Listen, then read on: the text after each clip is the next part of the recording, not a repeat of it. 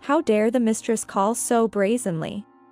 I called my husband, who was on a business trip, and a strange woman answered.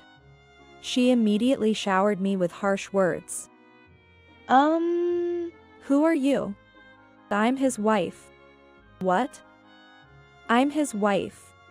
The woman accused me in a strong tone as I was confused. I'll demand compensation for your affair. Then, she abruptly ended the call, and I was left without a way to respond. I was unilaterally labeled as the mistress by her, who claimed to be Ryan's wife. What could this mean? Ryan and I met 6 months ago. It was at a drinking party organized by a friend. We hit it off immediately and soon started dating. We quickly got married after a few dates. Ryan was much older and dependable, and we had very similar sensibilities. He was my first boyfriend, and I was completely infatuated, always following his lead. While we were dating, I mostly paid for our dates because he only carried his credit card and never had cash. After marriage, I quit my job to become a full-time housewife as he wished and took care of the household. We didn't have a wedding ceremony because everything happened so fast. Instead, my parents bought us an upper-floor apartment in a tower mansion. We planned to have a wedding later, as Ryan said, let's do it when things settle down. I felt cherished by his words. Ryan often went on business trips, leaving me alone. But I endured the loneliness knowing he was working for us. Then, one day, me thought, what's this letter? A pink envelope addressed to Ryan arrived via express delivery. I couldn't open it without his permission, but I had a bad feeling and called him, even though I knew he was on a business trip.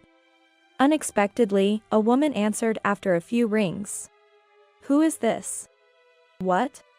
Confused by the unfamiliar woman's voice, I checked my phone's display. It was definitely Ryan's number. Is this Ryan's phone?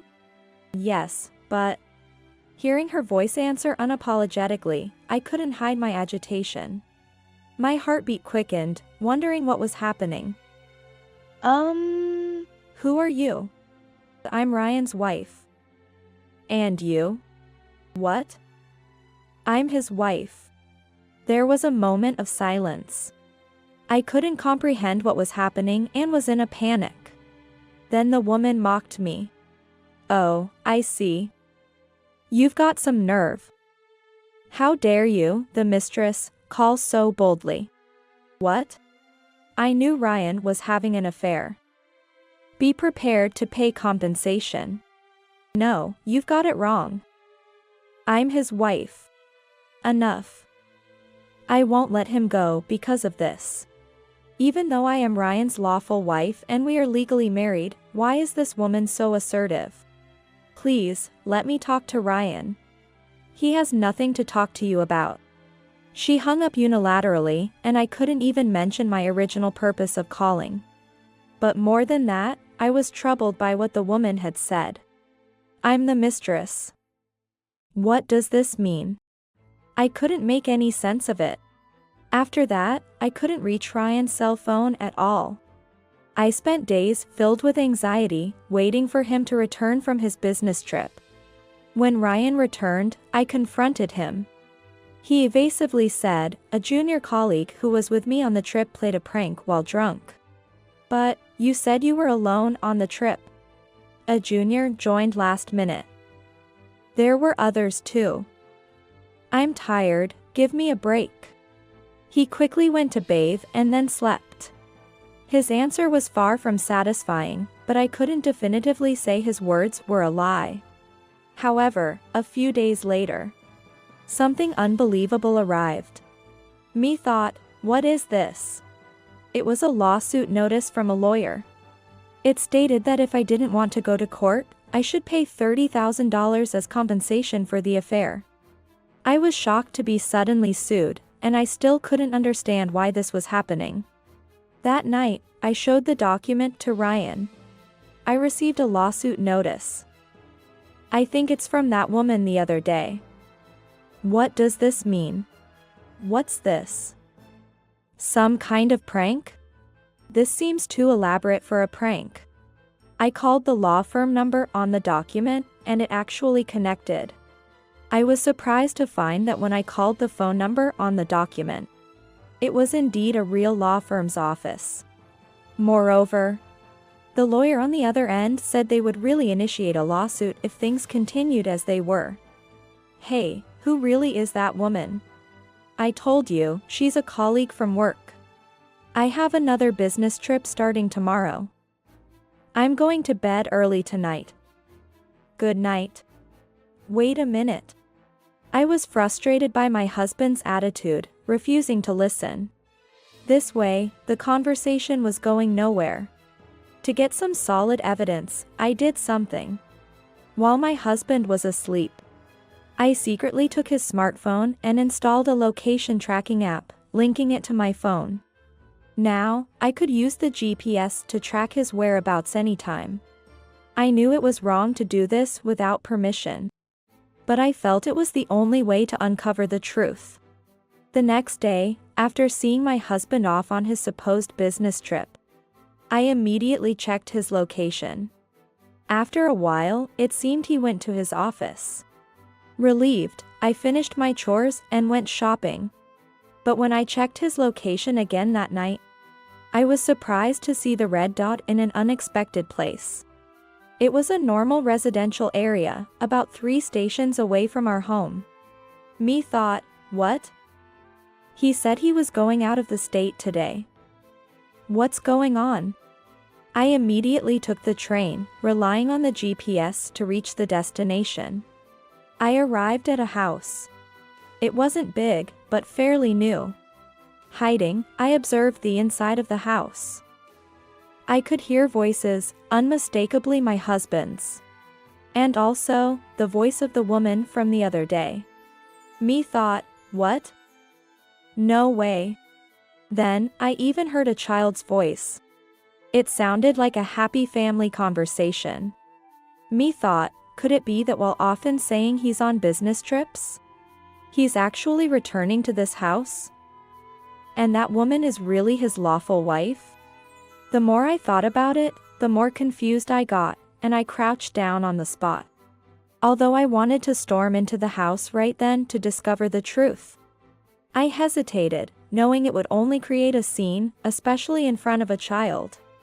In the end, all I could do was take photos of the house and record the conversation. Then I headed home. Me thought, but next time, I will definitely get the truth out of him. The day my oblivious husband returned, that would be my battleground. 3 days later, when Ryan came back, I confronted him with the photos. Do you recognize this house? Seeing the photo, Ryan's face showed a moment of shock. But he quickly returned to his usual calm demeanor. I don't know it. Really? Yes, what's the problem with this house? So, what about this?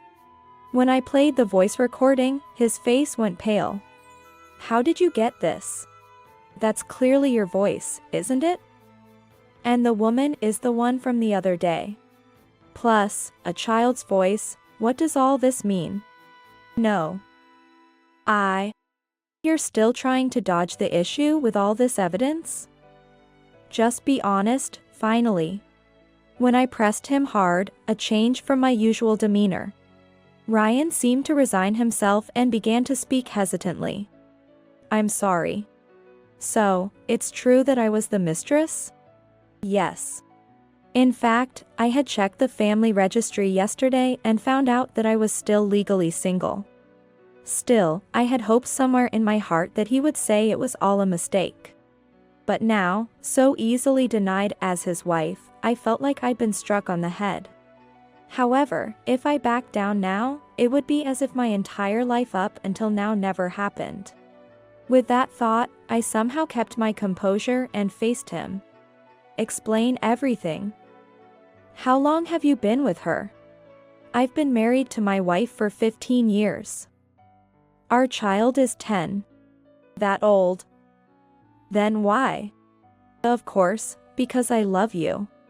He took my hand as if proposing again and looked into my eyes. but she's my real family." His eyes were serious and almost frightening. I pushed his hand away. "How can you say such things in front of me?